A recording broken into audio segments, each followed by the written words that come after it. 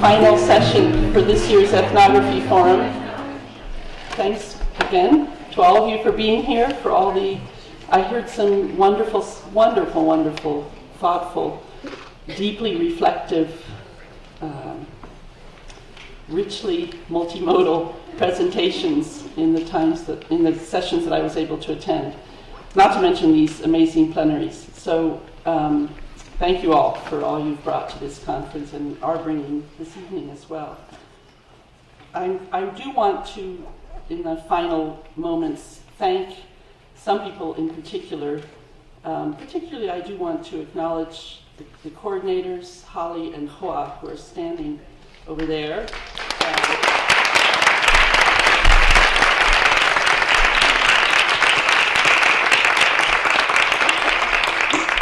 With their coats on at the ready to solve any problems that might arise, but here, there, anywhere.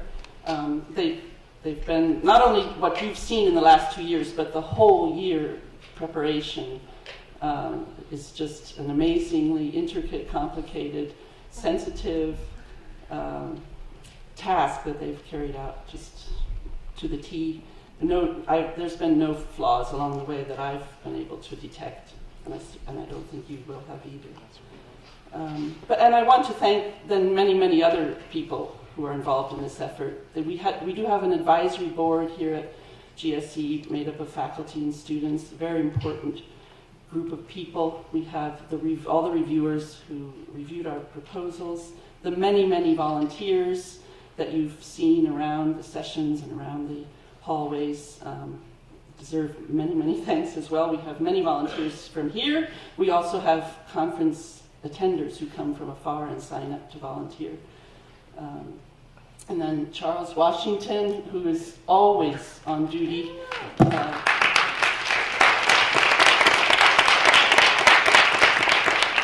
Zach Knox is standing in the middle. He's the IT guy that has made it so that you've encountered very few problems with your IT. And Terrence Newby is not here, but he's our building manager, who also, this all could not happen without. I could go on and on and on, but I'm going to stop there with the sort of the essential core group that makes this happen. Before I turn over the mic to my wonderful colleague, Kathleen Hall, who's going to introduce Shirley Brice Heath, I am going to say just a few words about Shirley. I don't want to encroach on Kathy's role, but it just means a lot to me that Shirley is here. Not just because she has been for me and is for me and for many of you there here also, the ethnographer of education par excellence, and beyond that, a wonderful mentor and a model of what a scholar should be. And not just because she's been such a leader and inspiration in documenting and advocating for youth and their arts organizations as important educational spaces for the past 20 and more years, but also in particular because of her inspirational role in this event, the Ethnography Forum, from its earliest beginnings right down to the present. She played a pivotal role in the late 1970s here at the Graduate School of Education as the one who suggested to then Dean Del Hines that a one-time ethnography and education research conference that had been held in 1979 should in fact become an annual one, and furthermore that it should be organized by students. These were kernels of ideas that Shirley planted, and I think we've done a good job of cultivating over the years. She's come back many times. She's supported from far and near. She's been our plenary speaker a couple of times. Certainly, I can remember 1997 and another time more recently when we celebrated our 30th anniversary in 2009. And she's here with us today to celebrate and also, in her inimitable way, to goad us on to do ethnography better, and most importantly, to educate youth better.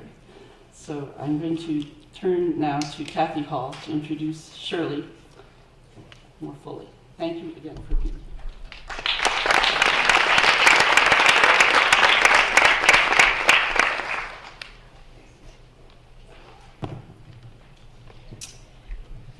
It is truly a pleasure to welcome back to Penn our colleague and dear, dear friend, Professor Shirley Brice Heath. Clearly, Professor Heath requires no introduction, for her path-breaking scholarship has, for the past 3 decades, shaped in so many important ways the fields of linguistic anthropology of education and educational anthropology, as well as ethnographic work in education more broadly. Shirley's quite exceptional CV holds all that one would need, and then some, to craft a conventional and wonderfully awe-inspiring introduction, one recognizing the kind of achievements that can be listed on paper.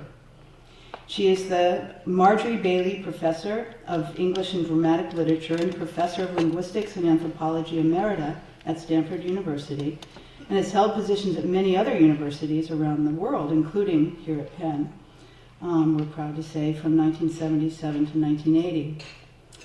She has numerous publications, has authored and co-authored several books, as well as over 100 articles and book chapters, has amassed an exceptionally impressive list of awards and fellowships, including honorary degrees from institutions such as Clark University, Goldsmiths College, University of London, Georgetown, Carnegie Mellon, University of Stockholm, as well as fellowships from MacArthur, Guggenheim, the National Endowment for the Humanities, and the Spencer Foundation.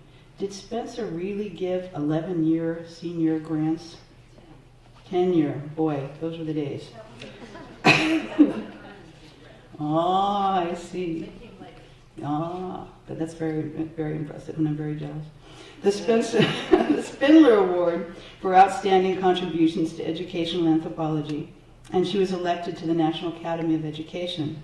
And she has served on, I think I counted 25 editorial and advisory boards.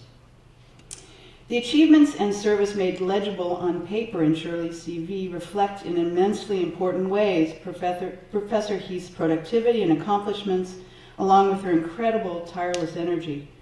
Yet these notable accomplishments provide only a partial window on Shirley's unique qualities and significant contributions. They reflect but tell us less about what her work and personal contributions have meant within our scholarly fields, as well as in the lives of so many of us who have been fortunate to call her a mentor. So I'd like to briefly note, in the spirit of celebrating, some of the less quantifiable and visible contributions that, in my mind, make Shirley and her career uniquely remarkable. In preparing this introduction, I had the pleasure of reading a piece she wrote about Dale Hymes for Anthropology and Education Quarterly, published in 2011. In it, she describes a long-term debate she had with Dale, who for many years was dean here at GSE, as Nancy mentioned, and actually brought Shirley to Penn as part of his effort to strengthen the ethnographic study of education.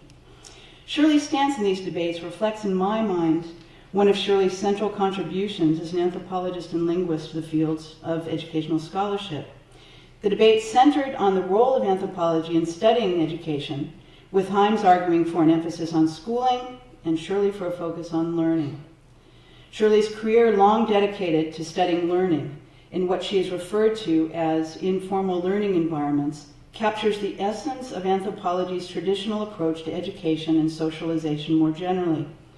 Shirley was Margaret Mead's student at Columbia, and in this sense, she has carried on, in my mind, Mead's vision of and for the anthropological study of education as socialization, human development, and processes of learning across settings in everyday life. Shirley's scholarly corpus, cross-cutting issues such as youth development, language socialization, literacy, science education, and as we'll learn more about this evening, the arts, is impressive for its breadth and range of foci. When she was asked in an interview why she had changed the focus of her work so often, she replied, and this is on her webpage, "There are several possible answers to this question," I'm quoting. "The easiest is that I bore easily." I love that. "And when pursuant of one research question edges onto another question, I usually follow. For in my head," she concludes, "all the topics I pursued are connected to core questions about language and culture across societies, political and economic shifts and alterations in family and community life." Professor Heath's answer is wonderfully anthropological, capturing the essence of the traditional anthropological concern with holism, the importance of historicizing and contextualizing problems, and of emphasizing the interconnectedness of aspects of social life. Her work powerfully illustrates the scholarly benefits of taking this approach in studying education. Shirley has also fought long and hard, both through her scholarship and behind the scenes, in overseeing fellowship programs and nurturing young scholars, to maintain the productive scholarly tension between the need for strong disciplinary training for those pursuing linguistic and anthropological research on education, and the necessity of making our research relevant to practitioners and policymakers. As many of you know, this is very difficult to achieve, for bridging the disciplinary and applied research worlds alone is anything but easy. But Shirley has admirably, in my view, dedicated much of her career to working to uphold standards of scholarly rigor, disciplinary rigor, in educational anthropology and in ethnographic research on education more broadly. And she has done this in ways that have required not only an active research and publishing agenda, but the generous giving of her personal time, energy, and emotion in work not reflected in her CV. To give one personal example, the year I was privileged to receive a Spencer National Academy of Education postdoctoral fellowship, Shirley, largely I think because of Shirley singled out a group of us who were ethnographers and brought us into her home on several occasions for work retreats. She was single-handedly attempting to enrich the work of a next generation of ethnographic researchers in education by building a community and nurturing us, collectively and individually. Shirley continues to be there for so many of us, showing up at our panels unexpectedly, making sure we know about fellowships, taking time for coffee and meals when our paths cross. I truly do not know how she does it all, particularly given her CV legible accomplishments, as well as the travel hours to which her accumulated frequent flyer miles would attest. In this sense, to conclude, Shirley is in my mind remarkable not only for her truly exceptional scholarly accomplishments, but also due to her dedication, not simply to furthering her own individual career, but to strengthening the broader field, to maintaining long-term and meaningful relations with the people she has worked with in her longitudinal research studies, and to nurturing future generations of scholars, their work along with their personal well-being. And somehow she managed to accomplish all this with a beautiful grace and great dignity, all the while fighting passionately and powerfully for what she believes in. Shirley has long been my role model, though at the same time she is an impossible act to follow. Her life continues to provide a remarkable example of what a gifted scholar and a dedicated, determined, and compassionate woman can be. Thank you, Shirley.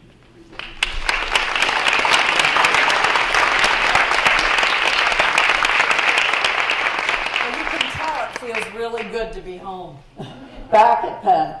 And thank you so much, Nancy and Kathy, and to all of you who have welcomed me here. I'm very aware of the fact that I've been here several times, and that's a particular privilege, and that some people might say, her again? And I wouldn't blame them very much, I must say. But at any rate, I am, in spite of all my caveats, very excited to talk to you tonight about something that I've only shared in bits and pieces with some of you, and so if I have, then you'll see it and hear about it again.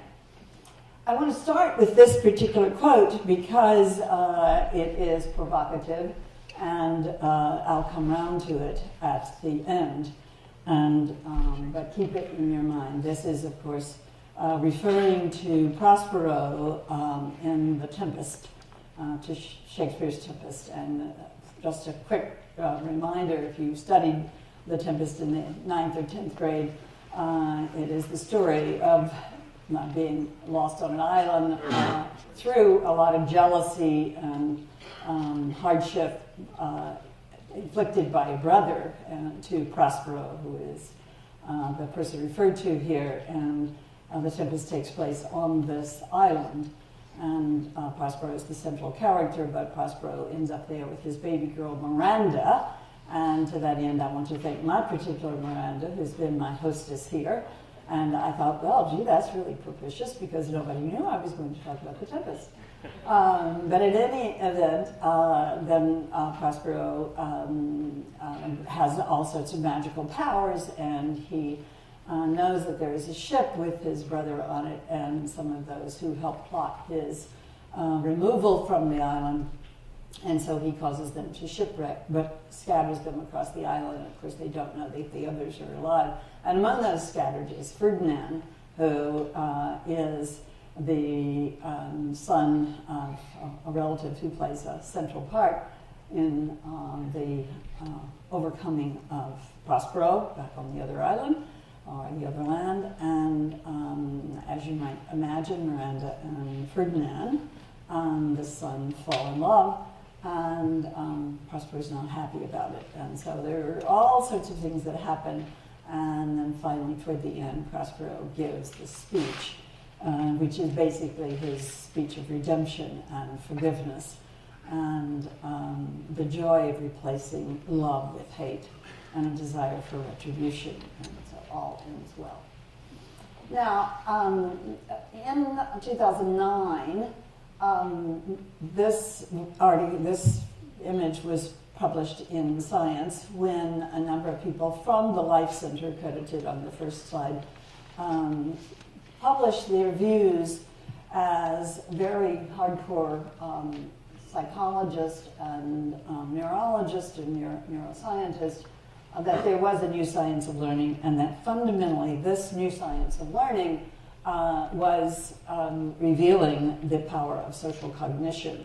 Social cognition being based primarily on the whole idea of like me, and that is this sense of people looking at one another from the beginnings of infancy and the contact of the eye and the tendency that we sometimes see as a tendency, but actually the very strong innate principle of imitating.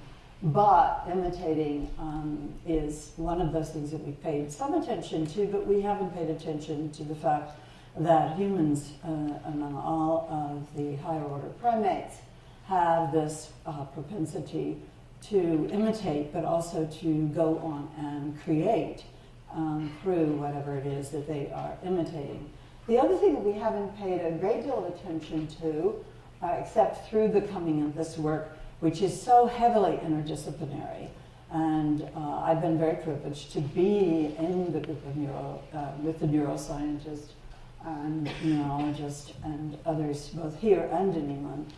So that one of the things I've been worried about over the years is this like me notion and the need for explication toward the fact that social groupings do not simply imitate and create, that there is a fundamental dimension in social groupings for learning.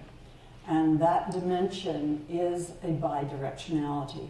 And for those of you who were here to hear Stanton's talk last night, which was a talk and a plea, a very strong plea for looking at the elements and how all the various elements fit in, to stress something that came through in the film very well, which is the bidirectionality of learning.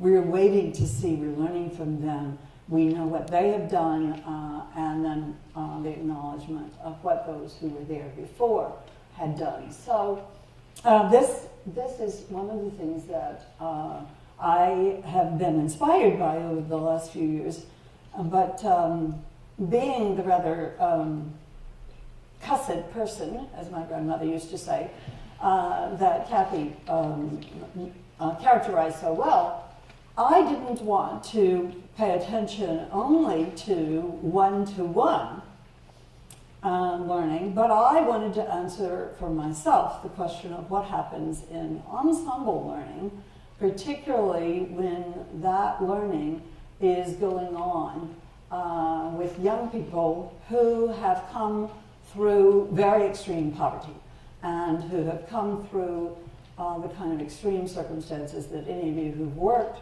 with asylum-seeking children or child soldiers would know. And so I posited what is here when I began this work. And so I want you to try to keep this in your mind as we go through the slides. Now, typically when we say ensemble, we think music, and so I was no exception there. But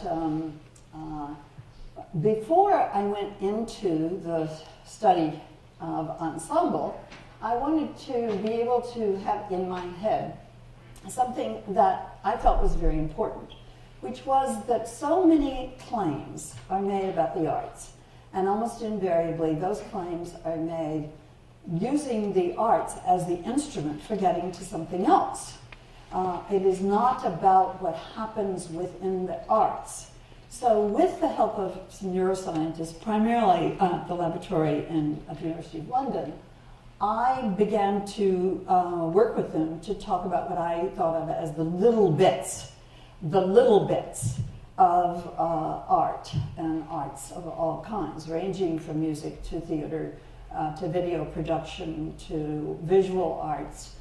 And they were a little astonished by my brashness, as many people are.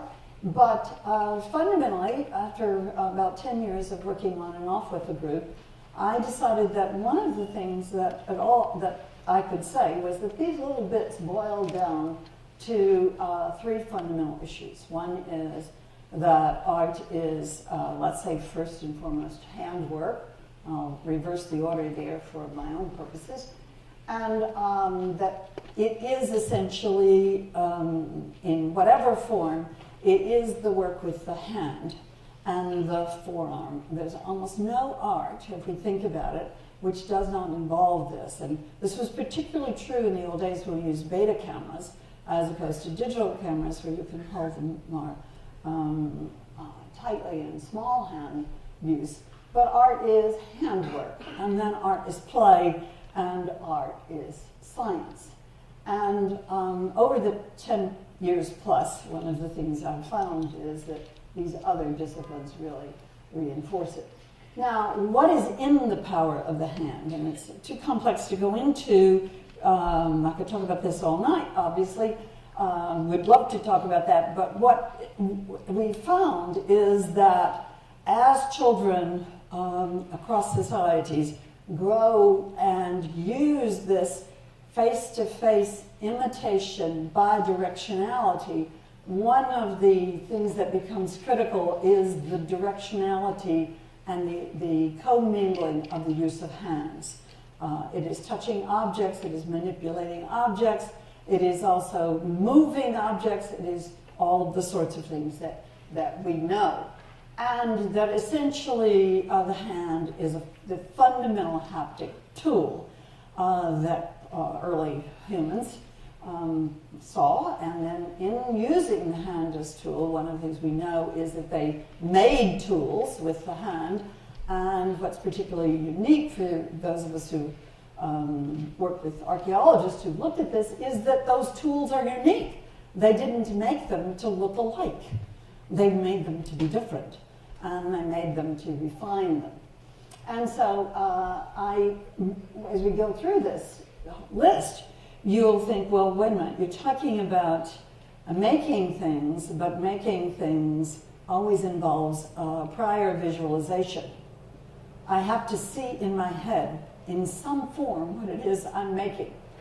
And I think someone said in one of the talks, the power of having children draw before they write, which we now know unequivocally across circumstances from very small schools in African villages to the most sophisticated schools, Montessori. If children draw before they write, the writing is better. And the same is true as we go through advancing our own writing all the way up into adulthood. Some of you know that I spent some time teaching at the Breadloaf School of English and the Breadloaf Writers Conference, working with writers, and one of the things I would ask them then, heaven only knows why, because I hadn't gotten into the neurosciences and all the stuff around the hand, but I'd say, how do you sort of start? And they said, well, I sort of sit down and, I'm a big doodler, or I'm a big sketcher, or whatever, but invariably it was the use of the hand, and many of the writers still write, particularly poets write by hand. So anyway, as we move through the next few slides, I do this in order to get you to think about the hand. Because to study ensemble, I decided, well, the group to study is El Sistema USA, because for reasons that I won't go into and for a history that sort of belies imagination, I was involved from the very beginning. When Dudamel came with the Simon Bolivar Orchestra from Venezuela to tell the story of the young people from the poor communities learning to play classical music. I was there, of course, as a naysayer, as all of you who've known me a long time will know that I was and am. And I said, okay, it'll be fine, it will work, but it will not work the way it did in Venezuela and the way it is in Venezuela, because there are many other options with young people. We're going to have to start younger. There's going to have to be very strong insistence on this 15 to 20 hours of practice, et cetera, et cetera, et cetera. And you have to let 1,000 flowers bloom. If El Sistema USA starts in different communities, you can't say everybody must be standardized. Jose Abreu, who started El Sistema in Venezuela, did not go for standardization. It was that whatever was available, so some groups didn't have someone to provide the instruments, and so it was choral, etc., but it was still ensemble. So I'm just going to go through these. These come from a site that I've been studying, and I continue to study these groups in order to see what happens in orchestras. But that's another talk at another time about that particular research. I've just finished a piece documenting all of the contemporary neuroscience research on ensemble learning in orchestras. So if you're interested at some point, you can write me and I'll send you the piece. It's coming out in a volume which is about El Sistema. The other thing is that artists play, and obviously when we talk about playing music, playing there involves not only very active playing, whether it's a cello or a drum or whatever, but also the play is in the interpretation.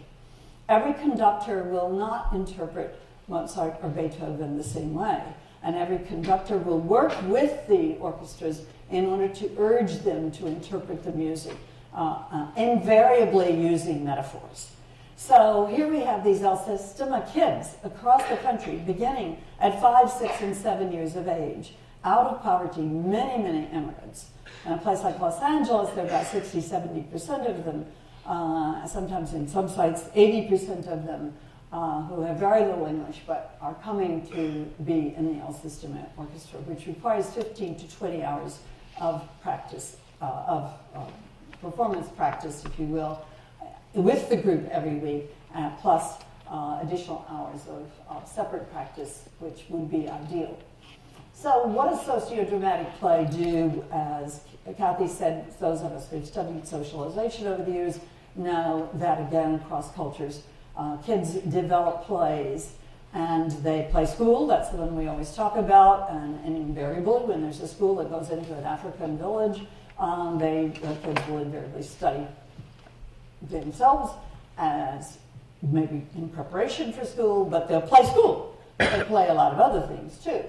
But here's what play does, and it is this expansion beyond the ordinary. And this was something that Mead and Bateson, her husband, worked on a lot, which was what is the power of play, but without having, of course, the neuroscience, which tells us what actually happens in the brain when there is this engagement in play, when one quite literally comes to embody someone else.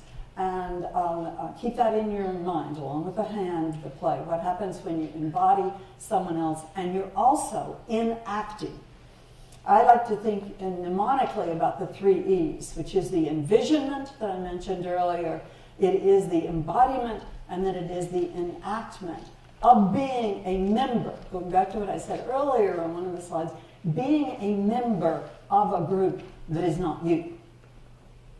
You are in this group that is above and beyond you in so many ways.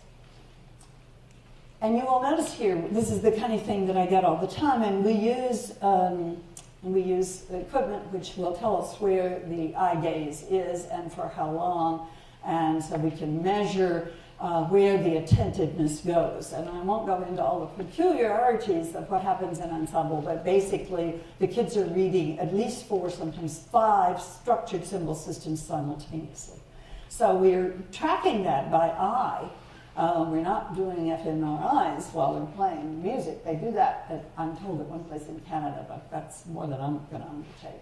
But the issue here is to see what these kids are doing as they are observing, but also observing others. And then finally, and this is one that I find people resist, and they say, what? But when they do that, I refer them always to the work of an art historian at the University of Chicago. His name is Barbara Spafford. And she's written about the linkages between art and science up until the 18th century, when they were split apart into separate disciplines, and the museums were split apart. So we then had a museum of science and a museum of art, et cetera, et cetera. But the issue here is that what I'm seeing in the orchestras, and what I'm seeing when kids are doing handwork and when they are in play, is that they're also thinking about the science. Obviously, I don't have to point out the numeracy. I don't have to point out the parts to the whole relationships or the hypothetical. That is constantly, conductors are saying to the kids, I want you to think as if. As if. And as we do this, you need to think about if, so that they're constantly moving within the scientific what if constellation, and trying to see what it is that is outside of themselves. Now, when I was working in England under Tony Blair, I was lucky to be able to go there in 1999. And he started something that was he called creative partnerships. And on the table here are some publications that came from that Shelby and Wolf and I did over the 10 years that off and on that we were there. And in that work, one of the things that Blair wanted was to have creative partnerships go on, which would engage art and science, which would engage hand and play of various sorts in terms of building gardens, creating gardens, using all sorts of arts in the gardens, and linking businesses with youth groups and with schools, et cetera, et cetera. So what I was able to do then was spend time in science laboratories, just observing. I mean, obviously most of the time I didn't know what they were doing, but what I was doing was the same thing I do when I work with youth orchestras, was looking at where the eyes were, listening to the talk, recording the talk, and analyzing the talk. Then going to studios, art studios, and doing the same thing. Oh, sorry. Doing the same thing there, and then going to rehearsal zones, primarily for dance and theater. And again, doing the same thing, looking where the eyes were, looking at what was happening in terms of hand manipulation, and also then recording the language. There's an 85 to 87% overlap in the syntactic and fundamental structures, including presence of what Catherine Stowe calls rare vocabulary, in the work of studios, rehearsal zones, and laboratories. Now tell me the science art and art and tied. I mean, because they're both saying, well, could we do this? And if we do this, and the temperature changes, let's say you're doing, a big billboard with young people who work in graffiti art, and they've got to think about the temperatures that are going to hit that particular billboard at certain times of the summer if they're doing a big billboard. So the issue is always the what if, the scientific. And if we don't know, what do? We have to go and talk to the equivalent of our OSHA. And that was the sort of thing that was happening, and it's now happening much more in arts youth organizations here that are really working very much to do what people sort of flippantly call STEAM, putting the arts in STEM. But there's a reason for that. Often, I have to say, many people can't articulate that reason very well, except that it might draw more money and attention. But the issue is that I would argue that there's some very fundamental reasons why that is happening. So now, final picture, and then we will move on. So I've done the work in England, and there are publications here, and I'll just say one quick word about them. One is about the relationship between science and art, and a very tough secondary school, and where we looked at the nature of language and the nature of the science, and also it was a school that had a very big boys' dance program. And strangely enough, 7 years after this project ended, I went back. I just went back last fall. And now some of the students that we worked with on the research team are teaching in the school. And the thing they said was, and for those of you interested in the connection between science and art, I brought a few of these. What they said was, you know what? in this school, I walk across the grounds. It was a school that at the time we were studying, it had 19 separate buildings. And the students don't ask me about the assignment or the homework. They tell me what they've been doing outside of school, or they ask me what I've been up to. He said, this is a place of conversation, and this is why I teach here. Now, those young teachers didn't necessarily remember that we had done this big research project, and they were part of the research team. It was just incorporated. They created the curriculum. I brought them all over to look at a science garden here run by kids in poverty and a number of arts organizations, and they went back and changed what would be the equivalent of our ninth grade curriculum to involve global efforts in arts and sciences. But that work came to an end. We did one on visual arts. That one isn't here because it flew out the door. One in dramatic learning and another in children developing script writing and producing their own play on the stage in Durham, and Newcastle. But then I wanted to pursue this ensemble stuff more because the El Sistema work is going on, but I wanted to know more. And coincidentally, about this time, the director of the Public Theater in New York, whom I had known for about 20 years because he and I taught together at the Biddle School of English, and he was at Brown University and ran the Trinity Theater in Providence. So his name is Oscar Eustace, and when Oscar went to New York, I went by his office and I said, now Oscar, do you remember the history of the Public Theater? Which of course is a very insulting question. You don't ask unless you are really a good friend of that person. He said, yeah, Joe Papp. And I said, yeah, I don't want you to forget it. And I said, I'm going to be around to remind you of that. Because the theater had had two prior directors that had sort of drifted away from Joe Papp's dream.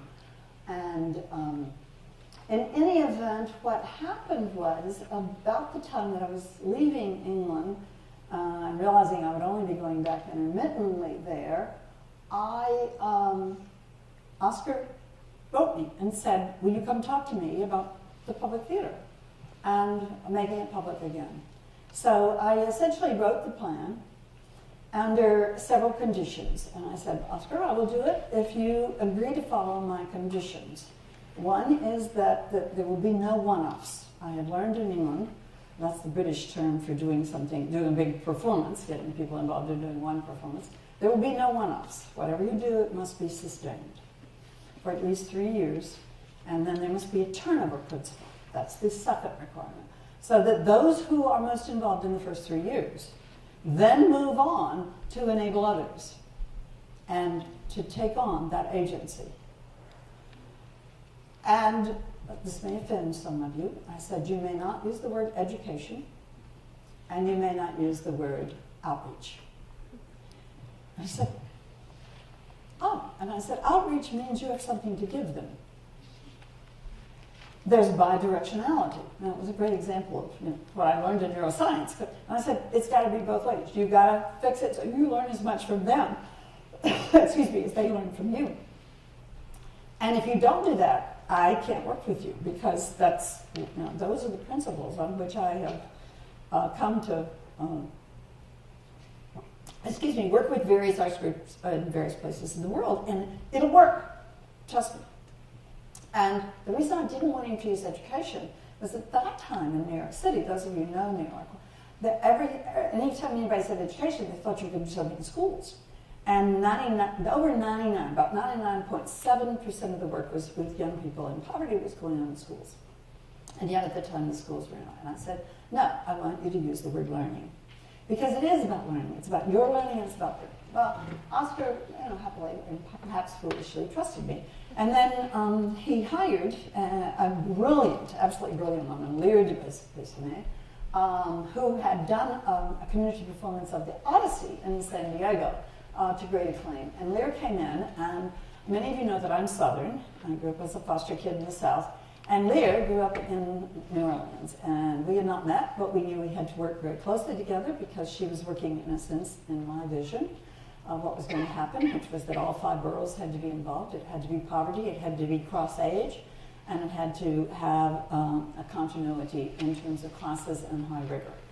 So here's this amazing woman who comes in, who's a director, and she and together chose the sites from the 5 boroughs. And if you know New York City, some of you may know these, the Domestic Workers Union. And in each case, the idea was to ask them what they wanted. If they wanted to get involved in the arts with the public theater, and if so, what did they think would be the most important thing for them?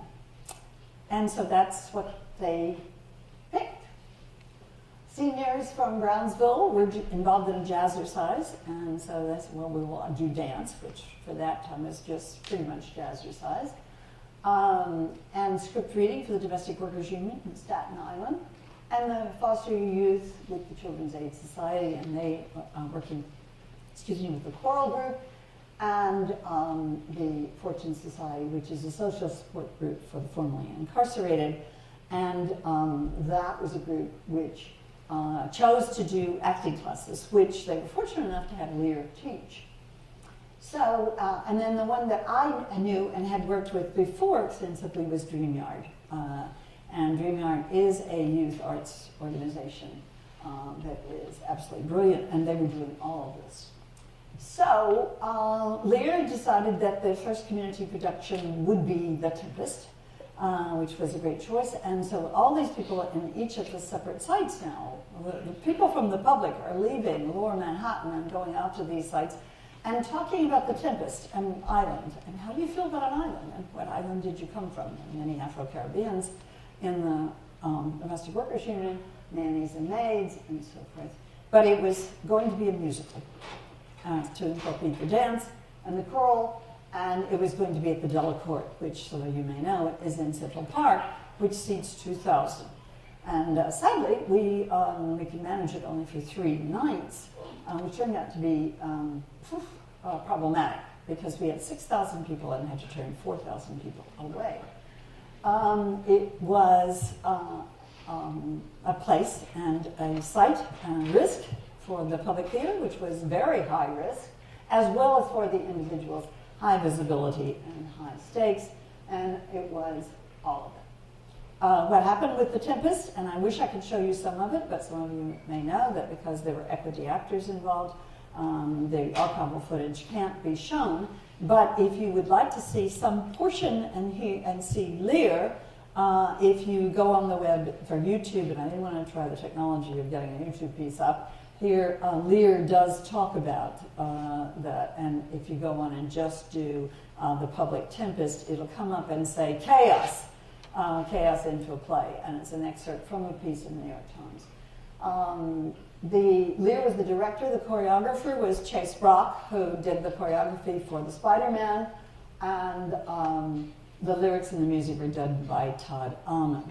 And the music is really quite wonderful, and as you see there, the guy who played Porgy was Norm Lewis, who played Porgy and Bess on Broadway. So you may say, well, what the heck were you doing, Shirley? You know, you weren't dancing, you weren't singing, you're not in any of those groups. What were you doing? Well, Oscar said, okay, I want you to document it and show me what's happened between June and September. I said, I normally work in 30-year segments. You're talking about 5 months. Massive, because I'd been in on some of the other the classes and so forth. You're talking about a very short time period. I'm not sure I can show you anything. But I worked with a linguistic anthropologist who was Bambi Shefflin's student at NYU, and she got it and what we had to do, and I said, okay, we're going to document it, we're going to quantify the hell out of it, and we'll see what happens. Now, this is Chase Brock, and this is Lear. So, what did we find as we did it? We immersed ourselves in the group.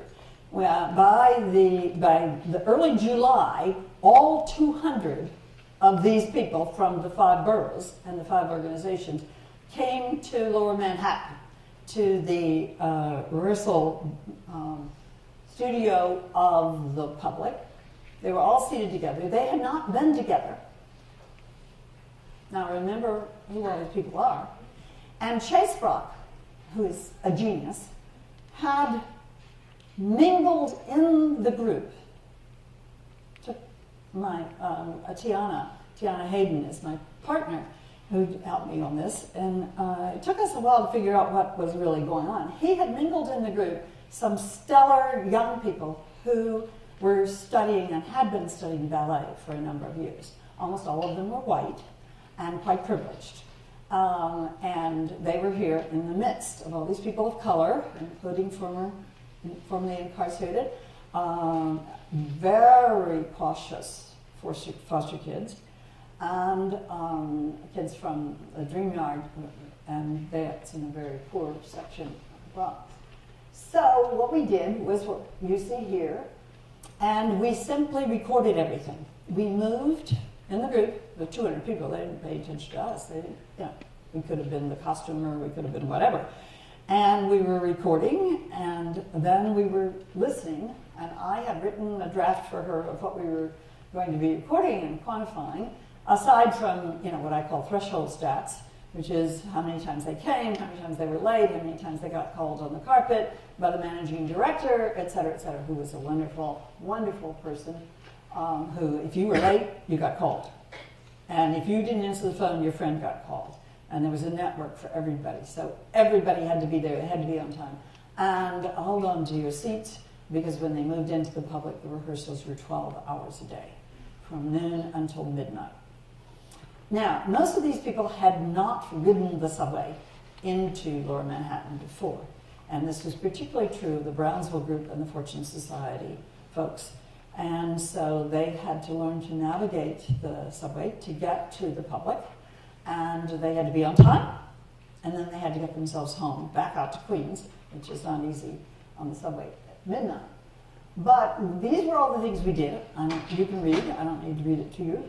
But one of the things we were constantly paying attention to is who were the initiators and who were the people who were silent and how they were seated. So we kept track of how people were seated. Were the foster kids with the elders? Were the elders by themselves? How did they group themselves? How did that change day to day to day to day to day? Well, what we kept quantitative records of was all this. Again, I hate it when people read slides to me, assuming I can't read. The issue is that we were paying a lot of attention to the questions, because initially the questions came from exactly where you would place questions. If you were insecure, you were in a place you didn't know, you had come a few minutes late, you had been called in by the stage manager, and so the question was, what are we going to eat? Is the food going to be any better? How big is the stage going to be? And those were the questions that were in the first few weeks. I'm talking only about time through 1st July till September.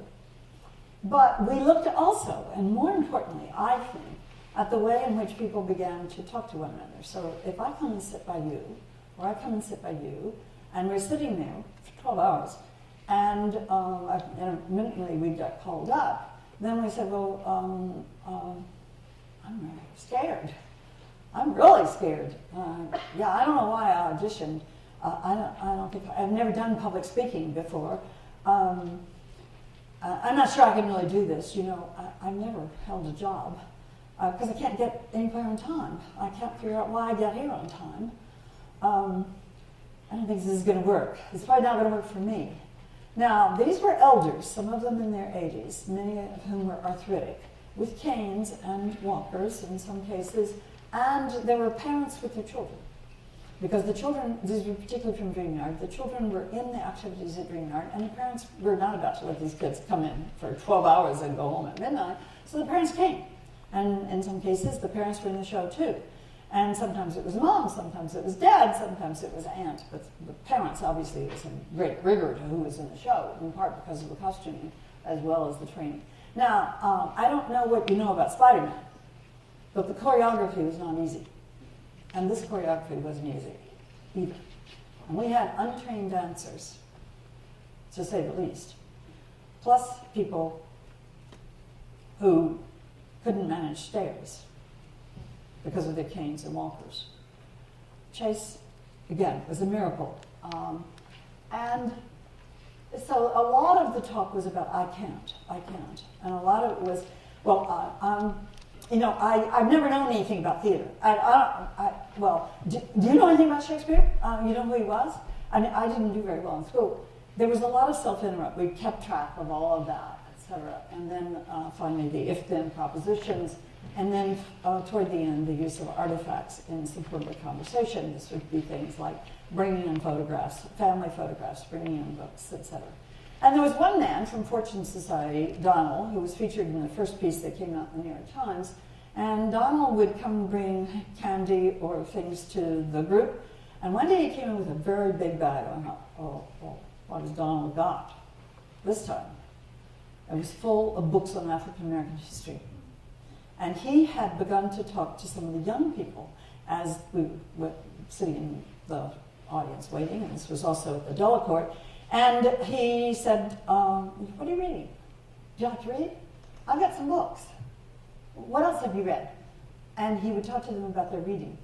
And I said, Donald, where'd you get all the books? And he said, well, I teach African American history sometime, somewhere. And Donald had served over 20 years in prison and was the man who became the sort of father figure of the whole group, because the language, again, that we were tracking was how people talk to one another. I mean, in terms of where are you from, etc. And then it became we're family. And Donald was kind of the father of the family, and one of the women from Brownsville became sort of the mother of the family. Now, what were some of the lessons that I learned from The Tempest? Because I had said to Oscar, I'm not sure I can tell you anything except, quality of the show, which is what we're really going after here. But here is what we saw. By the third and fourth week before the show, which was over Labor Day weekend, beyond Labor Day weekend, the weekend after that, there were these strong behavioral changes. The language shifted from, I can't do this, I'm afraid, I've never done this, to, I was in a film about immigrants in Latin America. I think I've got a CD. You got a CD player at home? I'll bring it in for you to see. I used to be a musician when I lived in Venezuela. I used to paint. I went up there and I watched what they're going to do on the set. I used to make all the clothes for the choir in my church. So what happened was this dramatic shift in the language from I can't, I never, I won't, I'm not sure, to what I have done, and to going around and saying, after watching you dance, I'm not doing so well on that number. Will you help me? And so what was happening, instead of all these people sitting there passively, was that they were going around, they had observed who was the real good group, and they would go and ask for help. And they'd go off to the side and practice.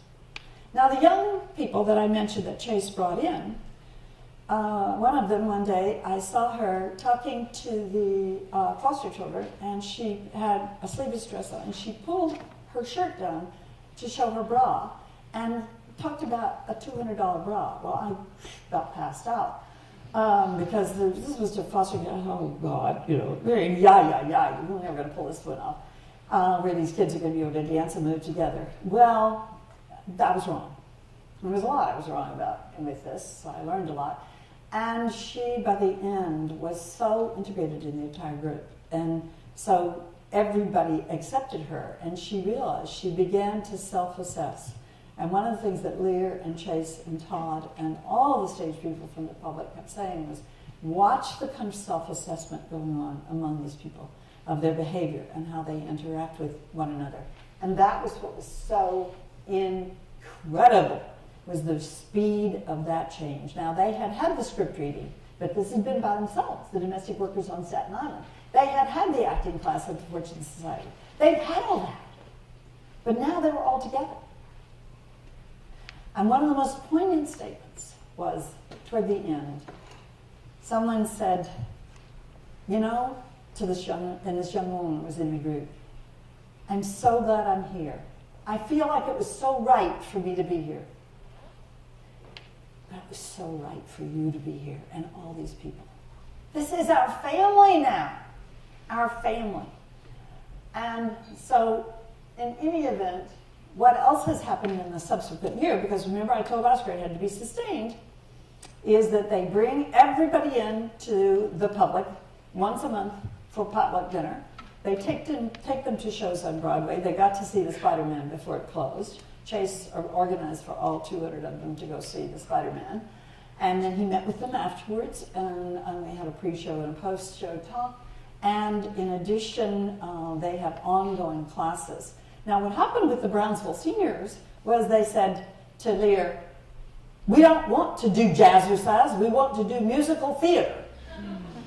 And so they now are having musical theater. And the other thing that was so powerful to me was that these organizations shifted. So Brownsville now has this great pride in the elders.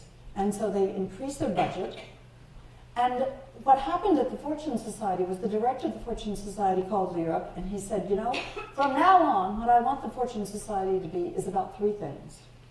Alternatives to incarceration, which would be expected of a group like that, the GED, and theater.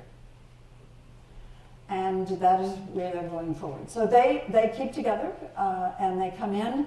There are ambassadors. We set up after Tiana, my colleague, and I wrote the final report from our work. We made recommendations, and one of them was that there be ambassadors from each site, and that those ambassadors come into the public, that they do the pre and post shows. And they did Antony and Cleopatra last week. I was in New York a couple weeks ago. It was Antony and Cleopatra. But these are all the things that actually happen. Now you say, what about health? What are you talking about?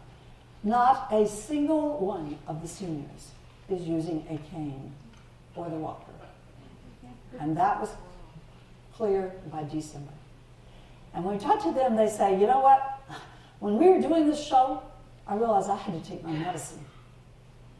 And my daughter's been trying to get me to take my medicine, and I wouldn't do it. But I haven't missed my medicine since, because I've got to dance. And Lear and I were talking last week, and she said, you know, I know every one of those Brownsville seniors thinks they're going to be on the stage this year. We're doing another show in September. It's the 4th, 5th, 6th, and 7th. We got 4 nights this year, thank God. I did not like seeing all those people turned away. And the idea is that they will now be working between the 22nd of March and the show. They'll be working also in production. That is, they'll be helping to do the promotion, the planning, and the distribution. And with the ongoing acting classes, the idea is that some of the folks who were in the Tempest, and I so wish I could show you some archival footage, it's heartbreaking. I'm working on it. I'm going to New York later this week to work some more on being able to get some archival footage. But in any event, the issue is that the other thing that I had said to Oscar that I didn't mention then, when I laid out my prerequisites, was that this has to be replicable. This can't be owned by the public. And I learned that from Creative Partnerships, Tony Blair's Creative Partnerships in England, and I said it has to be replicable. And so therefore what we're working for is, I don't know whether any of you are from Detroit, but if you are, I hope you know the youth theater group there called Mosaic. And we're working toward Mosaic doing in May of 2015 a production of The Tempest. And then it will be done by a college, it will be done by a high school. We don't know those yet because Mosaic, I've sort of committed to them that they get to do the first one. And then it will also be done by a regional theater in the same way. And so what we're trying to do is regenerate this in other ways because, especially for a city like New York City, people are separated on the islands, et cetera, and certainly Staten Island. But the idea is that there's been these organizational changes, but also people say, we now feel as though we are part of New York City. We know New York City, we belong, etc. Now, obviously what was happening was all of the horizontal connections going on, and it was the bidirectional learning. So people often ask me, I don't understand how when you're an ethnographer, your neuroscience work has anything to do with what you're doing. I said, well, it has everything to do with learning. Because one of the things I got befuddled by when I did the film back in 1999, 2000, I kept watching all that footage because I couldn't explain why the kids in the arts were advancing in their language so much more rapidly than they, quote, should by any of us in language development studies. They were just advancing, their language was changing in syntax, they were changing in the nature of the questions, they were changing also in terms of being able to use compound complex sentences, to use temporal adverbs and adverbs of place, all the sorts of things that really matter in academic life. Now, do I think all these people are going to go on to academic life? No, but one of the things that we're finding is, again, the stability that is now there with this form of identification. And the whole idea is that they took up the aggressive demands for the work, and that there were these quantifiable shifts in behavior. And now they have this very sustained interest in theater. They follow the theater in the New York Times and other newspapers. When they come in, they insisted that when they come in for their potluck dinner, that they have 5 to 6 hours together, and that members of the groups perform or read scripts, so that they're actually doing what we've talked about a lot in our sessions here, which is performance, and they always want to attest to their growing. They see themselves as a term we have not come to use in the US, a term called pro-am, which are professional amateurs. That is, that they are amateurs, but they're acting like professionals. And they know now that they're going to be moving on to do productions, or certainly scenes in their own communities. And so going back again to the bidirectionality of learning, this was a very, very good case and a great lesson for me in terms of studying ensemble. Because it moved a lot faster than I see progress in youth orchestras, that's for sure, because that is tough to get in 4 months. Of course, the groups had been together for nearly a year, but not the full performance. But these people come to see themselves as codependent. Now, in the United States, we use that as a negative term. But here, what I kept seeing was this kind of codependency. It was the codependency on everything from navigating the subways to learning to dance. I come to you and say, help me with this dance, or I come to you because you have a great voice, and I'm working on this, and it's so hard for me, and I want you to help me. So there was this sense of codependency and role development, and the reliance on, we've got to not just do the Tempest, we've got to know the Tempest. Now, these were people, by and large, who would not sit down and read the Tempest. And what I discovered was that many of the elders couldn't read, not only because they were not able to read, but they didn't have classes that would make them able to read. So we're working on doing that gently, not insulting anybody, so that they will be able to have this entire repertoire of activities that they can do. So this was essentially the real essence of it. And we got to have this chant throughout, which was dance like nobody's watching, that's me, sing like nobody's listening, live like it's heaven on earth. And this comes from the fact that one of the things Tiana and I would do when we were listening to them talk was we kept quantitative counts on the number of times they talked about how they took their knowledge of the Tempest and their performance in the Tempest into other conversations and into other things. So, for example, one of the former inmates said, I don't usually shave very regularly. He's had a problem with addiction. But he said, now I'm shaving every morning so that I can recite my lines. And he was one of the major players. So we did have 5 equity actors, but all of the other players, speaking parts, and this was Shakespeare's language. The only language that was not Shakespeare's was the language that Todd Allman used, who played Ariel. And his language was that of sort of the gentle narrator, who was very funny. And he was a very humorous character. But he was the only one who did not use Shakespeare's language. And several of the songs were songs from Shakespeare's language as well, though not all. And this is the shot that was on the front page of the New York Times, which is the shot of the finale. And you can see the children, the mix, the man with the hat back there is Alvin, and then all the way in the back there is Todd Allman. who played Ariel. So our idea is to have, again, 200 people this year.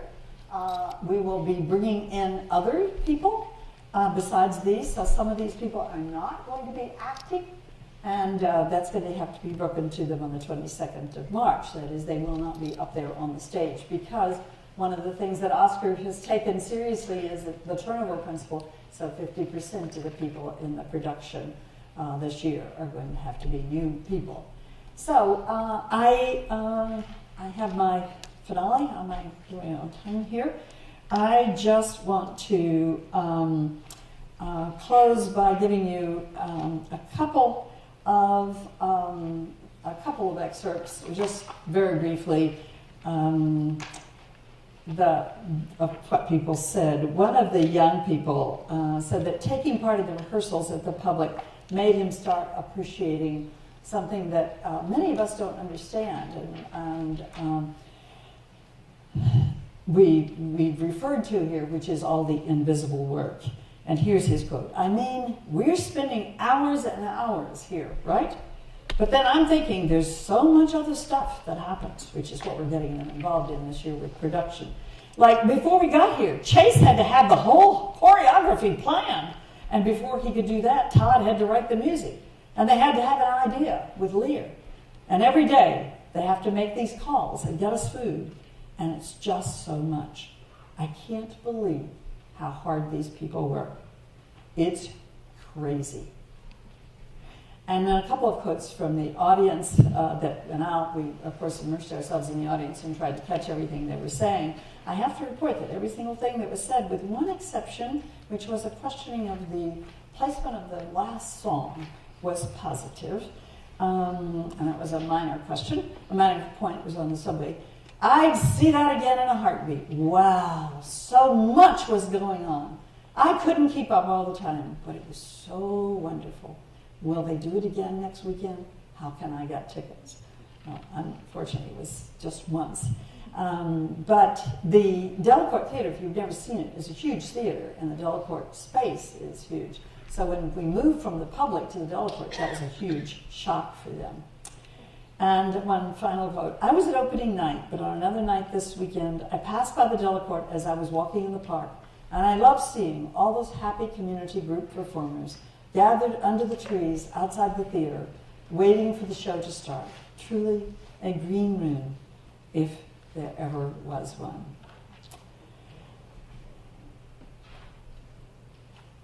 And now, as teacher, researcher, and active designer of community-grounded learning experiments or design experiments in the changing roles of central cultural organizations in various places, I want to close by saying something to all of us. And I'm going to read this, because if I don't, I will flub it up.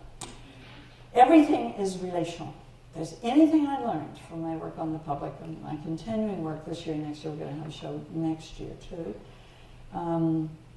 it is that everything is relational. Things are what they are, only in relations. As a result, it is good if we all commit ever more diligently to learning more and more about context and connections and history, as Stanton was cautioning us. For these are complex relations of multiple forces, determinations, and contradictions. The world is complicated, contingent, and changing. Too much for any one person or any one theory, or any one political stake, or any one discipline, or any one learning context, such as school, family, museum, community organization, or religious entity. Learning requires constant vigilance, self-reflection, and humility. For what worked here in this context might not work in another. It has to be from the ground up, according to the principles. In this case, ones that I set out just from my experience in England. But I don't take any credit. I mean, I learned it the hard way by watching what was happening in England over 10 years. If I didn't learn anything in 10 years, I'd be pretty stupid. But the work of learning I did also pick up there is highly particular, as I said. But it addresses the specific problems posed by the conjuncture of time and circumstances. We have to think of ourselves as teachers and researchers as living in an expanding, rich tapestry of relations, not of followers and acolytes, but of friends, students, colleagues, conversationalists, and anyone, in fact, willing to listen, talk, and engage. We can only be learners when there's a reciprocal arrangement. When I am learning as much from you as you are from me. And wow, I can tell you, over this year, the public theater people, even those not involved, would say, my God, have we learned a lot.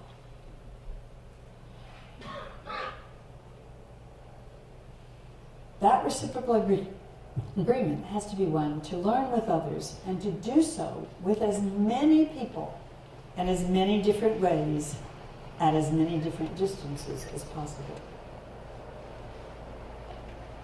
We have to value talking with anyone and everyone and treating them as if they have as much to teach us as we have to learn with them. Our job then, and I believe, certainly after the wonders of this conference, we all try to do to the best of our ability and knowledge that job, and that is to try to understand and change the realities and possibilities of how people live in the world. The contingency of the world, the fact that it is constantly being made, as Stanton again warned us last night, means that we are, as we so often put it, caught up in the fact that there are no guarantees in history. The world is not destined to be what it is or to become what one fears or hopes. Relations are never fixed once and for all. That young woman and all those dancers who came in from the suburbs never thought they'd be holding hands and dancing with people who'd spent 10 to 20 years in prison. They learned then that modifications are never given in advance. They're adapted as one works toward high expectation fulfillment in a joint project. But I would say that all of us, again, as teachers and researchers, and those of us who work in the arts in whatever way we may, is that we know deep down in our souls that culture, knowledge, ideas, art, everyday life, what might be called the popular, matters intensely, and ever more so in the world of constant media. But in spite of the mediation of technologies, we still have, I would maintain, after what was for me the big surprises of the Tempest, to learn to give extraordinary respect for the ordinary stuff of life, for talking, making, doing, and working and playing together. People are not dopes, incapable of understanding the choices they face and those they make. There is always the possibility of affecting the outcome of struggle if we only start where people are and where they may be simply struggling to live lives of minimal comfort and dignity, and work with them as we move with them, even as we learn more and more. I have on my desk a line from Proverbs, and it says, "The fields of the poor may produce abundant food, but injustice sweeps it away and out of our sight." That was true of the artistic talents and all those people, and Lear had the wisdom to see it and believe in it, and that was what mattered, as did Chase and Todd. For those in the Tempest, their performative capacities, sense of self-worth, and ability to self-challenge had been swept away with the denial of the arts to them. And what I never understood before is that art is about survival and is always, as surely as the case for the Tempest, an instance of survival. The lessons learned from the risk the public theater took tells us all that we must put our faith in people and ideas and culture and be committed in our lives and work to making the world a better place. Thank you so much.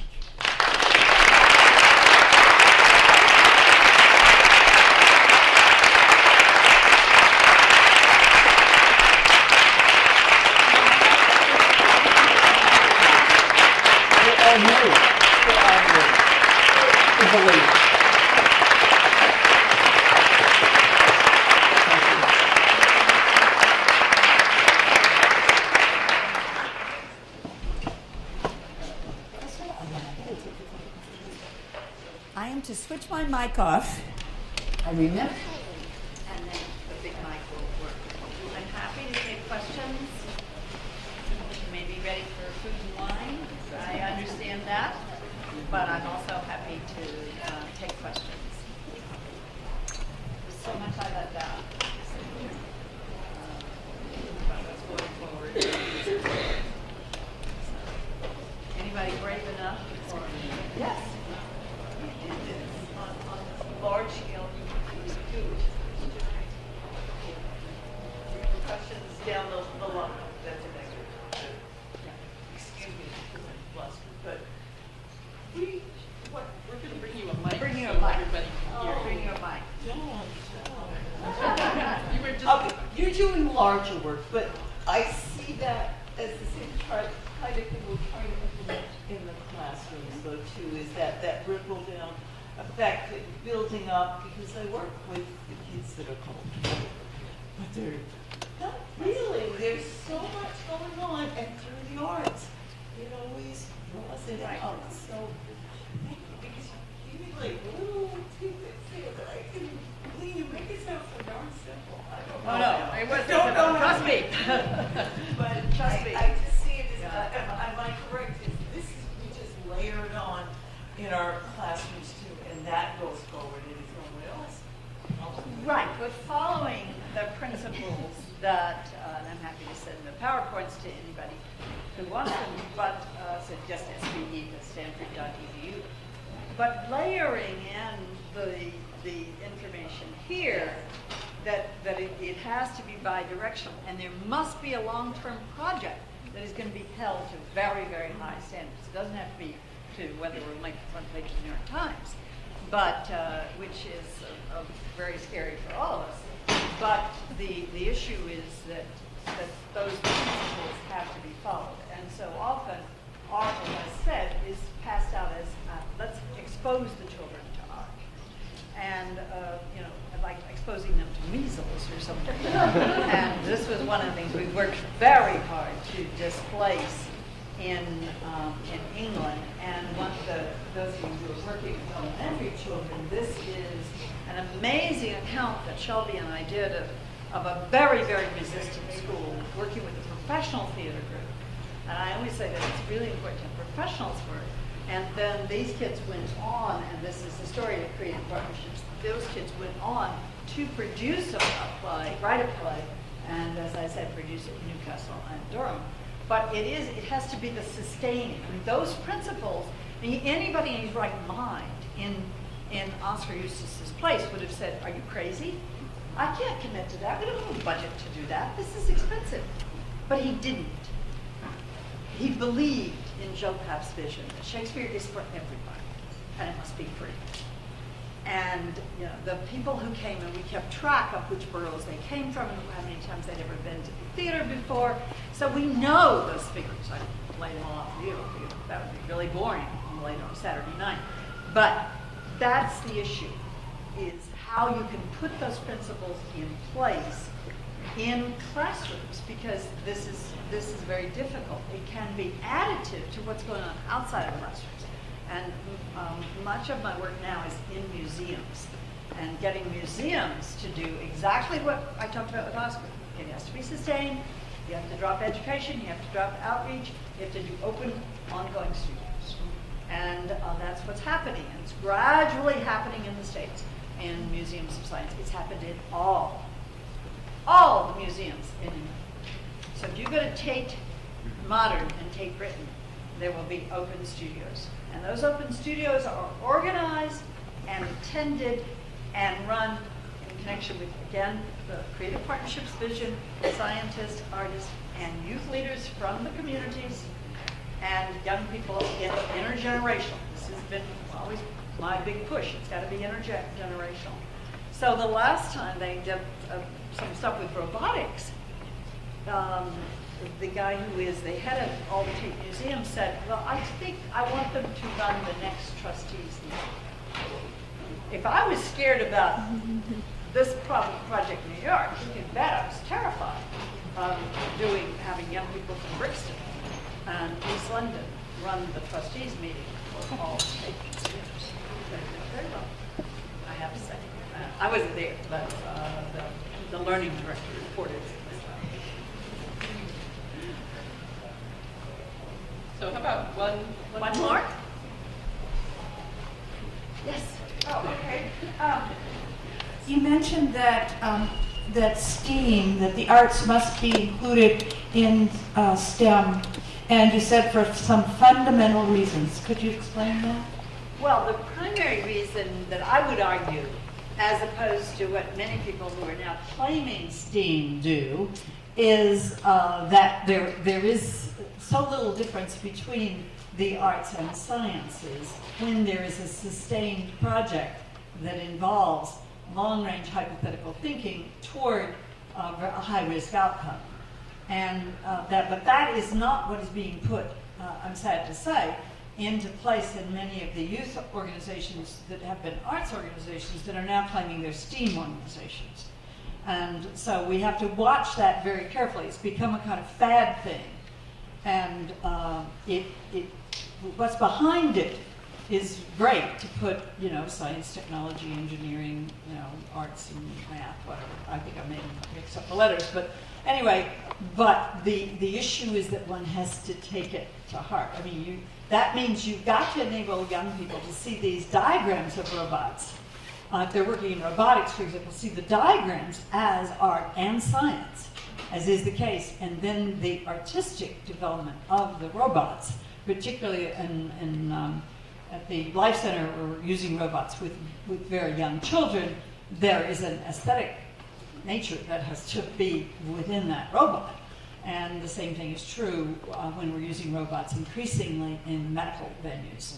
So it's a much more complicated process, and most of the people in youth-based arts organizations, as they have been, are not trained and are not thinking about why the arts and sciences are so closely linked and how to make that happen. And it can also be quite expensive, which is why it's also usually much better done in museums or botanical gardens, like the Brooklyn Botanical Garden, the Exploratorium in San Francisco, and Canada has some wonderful museums that are doing art and science together. So on that note, I will thank you all again.